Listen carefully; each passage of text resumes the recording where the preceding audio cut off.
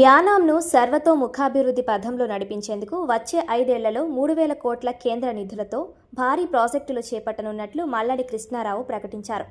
తన నివాసం వద్ద ఏర్పాటు చేసిన విలేకరుల సమావేశంలో ఆయన తన భవిష్యత్తు కార్యాచరణను వివరించారు. 2 ఏళ్ల కాల వ్యవధిలో 6,300 పేద కుటుంబాలకు 60 చదరపు మీటర్ల ఇళ్ల స్థలంతో పాటు ఒక్కొక్క కుటుంబానికి 6.25 లక్షల నుండి 7.25 లక్షల వరకు గృహ నిర్మాణ సాయం అందిస్తామని హామీ ఇచ్చారు. జీఎంసీ బాలయోగి వారధి నుండి దర్యాల తిప్ప వరకు ఫ్లడ్ మేనేజ్మెంట్ పథకం కింద రక్షణ గోడ నిర్మాణం చేపడతామన్నారు. యానాంను జాతీయ రహదారితో అనుసంధానించే రోడ్డు ప్రాజెక్టులు, భూగర్భ డ్రైనేజీ మరియు మంచినీటి పైప్లైన్ పనులకు నిధుల మంజూరు ప్రక్రియ పూర్తయిందన్నారు.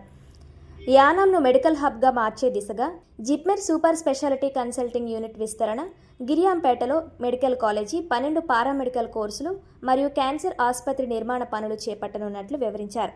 ప్రతిపక్ష అభ్యర్థి గొల్లపల్లి అశోక్ పాలనలో యానం 20 ఏళ్లు వెనక్కి వెళ్లిందని, ఈ ఎన్నికల్లో ప్రజలు ఆయనకు తగిన గుణపాఠం చెబుతారని మల్లాడి పేర్కొన్నారు.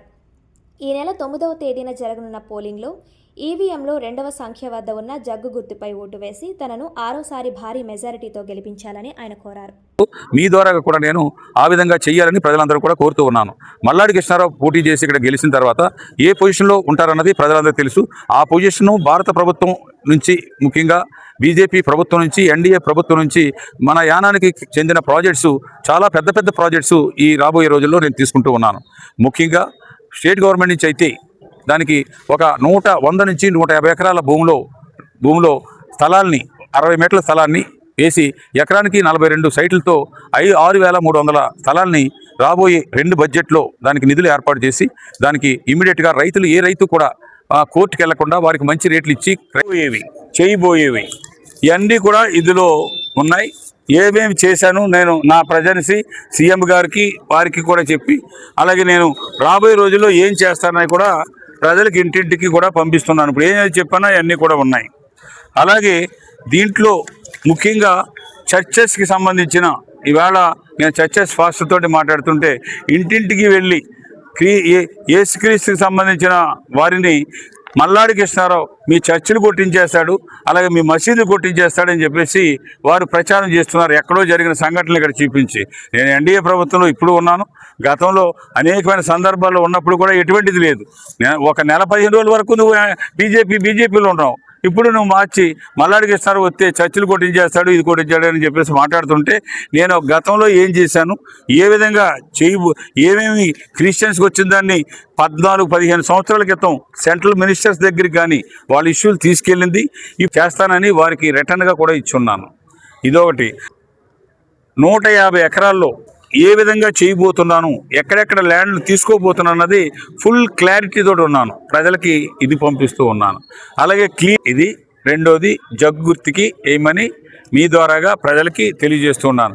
ఏది కూడా వారి మేనిఫెస్టోలో ఇంకోటో నేను ఈవేళ రిలీజ్ చేసిన దాన్ని దీని పేరు కింద తీసి అలా పెట్టేయడం తప్ప దాని మీద మీరు ప్రశ్నలు అడిగినా సమాధానం ఉండదు, ఏది ఉండదు.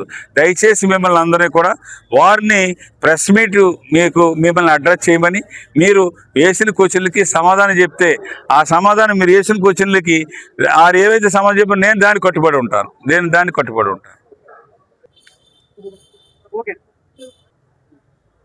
ఆయుష్మాన్ భారత్లో రేట్స్ అన్నీ కూడా లెస్ రేట్స్ ఉండడం వల్ల 90% ఏ హాస్పిటల్లో కూడా వైద్యం సరిగా చేయట్లేదు.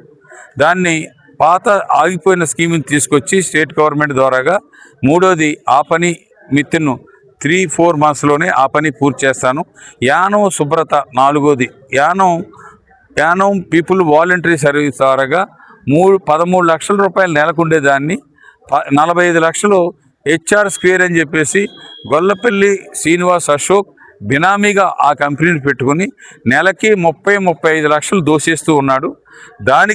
దాన్ని ఇమ్మీడియట్గా స్టాప్ చేసి మళ్ళా టెండర్ కాల్ చేసి దాంట్లో ఆదాయం చూడకుండా ఆ సంస్థ ద్వారాగా అక్టోబర్ 2 కల్లా మనం యానాన్ని శుభ్రం చేసేదాన్ని ఓల్డేజ్ హోమ్ ద్వారాగా చేసే కార్యక్రమాన్ని నెక్స్ట్ తీసుకుంటాను.